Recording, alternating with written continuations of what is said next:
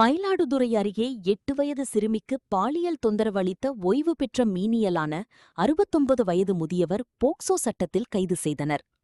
மயிலாடுதுறை மாவட்டம் குத்தாலம் தாலுகா பாளையூர் காவல் சரகத்திற்கு உட்பட்ட சிற்றிருப்பு கிராமத்தைச் சேர்ந்தவர் ராமச்சந்திரன். இவரது மகன் காவலராக பணியில் உள்ளார். வயதான ஓய்வு பெற்ற கிராம நிர்வாக அலுவலரின் என்று சொல்லப்படும் கிராம உதவியாளரான ராமச்சந்திரன் அருகில் உள்ள ஒரு கிராமத்தில் சாலையில் விளையாடிக் கொண்டிருந்த 8 வயது சிறுமியை அப்பகுதியில் உள்ள யாரும் இல்லாத கொல்லைப் பகுதிக்கு அழைத்துச் சென்று பாலியல் தொந்தரவு அளித்துள்ளார். இதுகுறித்து யாரிடமும் சொல்லக்கூடாது என்று சிறுமியை எச்சரித்து அனுப்பியுள்ளார்.